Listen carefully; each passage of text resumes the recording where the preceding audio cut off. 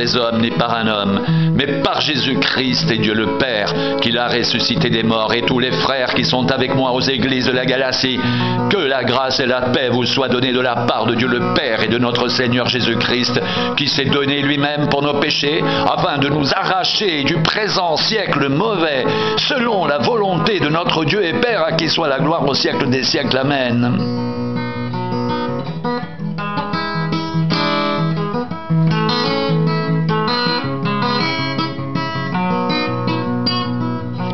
Je m'étonne que vous vous détourniez si promptement de celui qui vous a appelé par la grâce de Christ pour passer à un autre évangile.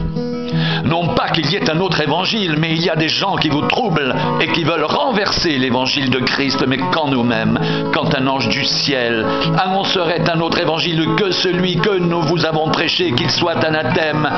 Nous l'avons dit précédemment et je le répète à cette heure, si quelqu'un vous annonce un autre évangile que celui que vous avez reçu, qu'il soit anathème. Et maintenant, est-ce la faveur des hommes que je désire ou celle de Dieu ? Est-ce que je cherche à plaire aux hommes? Si je plaisais encore aux hommes, je ne serais pas serviteur de Christ. Je vous déclare, frères, que l'évangile qui a été annoncé par moi n'est pas de l'homme, car je ne l'ai ni reçu ni appris d'un homme, mais par une révélation de Jésus-Christ. Je vous rappelle, frères, l'évangile que je vous ai annoncé, que vous avez reçu, dans lequel vous avez persévéré, par lequel vous êtes sauvés. Si vous le retenez tel que je vous l'ai annoncé autrement, vous auriez cru en vain.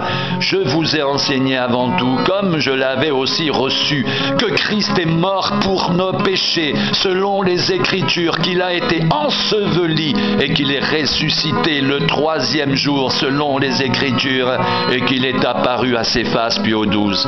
Ensuite, il est apparu à plus de 500 frères à la fois, dont la plupart sont encore vivants et dont quelques-uns sont morts. Ensuite, il est apparu à Jacques, puis à tous les apôtres. Après eux tous, il m'est aussi apparu à moi comme à l'avorton. Car je suis le moindre des apôtres, je ne suis pas digne d'être appelé apôtre parce que j'ai persécuté l'Église de Dieu. Par la grâce de Dieu, je suis ce que je suis et sa grâce envers moi n'a pas été vaine, loin de là. J'ai travaillé plus que tous, non pas moi toutefois, mais la grâce de Dieu qui est avec moi. Ainsi donc, que ce soit moi, que ce soit eux, voilà ce que nous prêchons et c'est ce que vous avez cru. Oh, si vous pouviez supporter de ma part un peu de folie. Mais vous me supportez car je suis jaloux de vous d'une jalousie de Dieu parce que je vous ai fiancé à un seul époux pour vous présenter à Christ comme une vierge pure.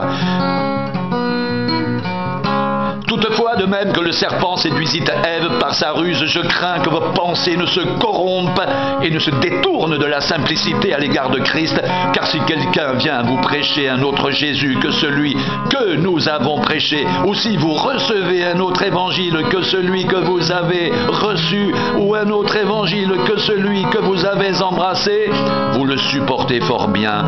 Or, j'estime que je n'ai été inférieur en rien à ces apôtres par excellence.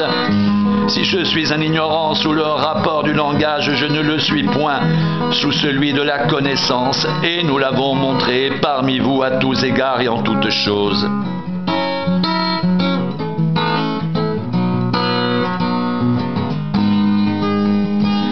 Ces hommes-là sont de faux apôtres, des ouvriers trompeurs déguisés en apôtres de Christ.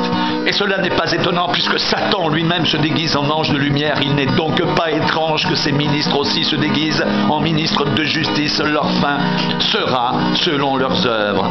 C'est pourquoi, ayant ce ministère selon la miséricorde qui nous a été faite, nous ne perdons pas courage, nous rejetons toutes les choses honteuses qui se font en secret. Nous n'avons point une conduite astucieuse et nous n'altérons point la parole de Dieu. Mais en publiant la vérité, nous nous recommandons à toute conscience d'homme devant Dieu.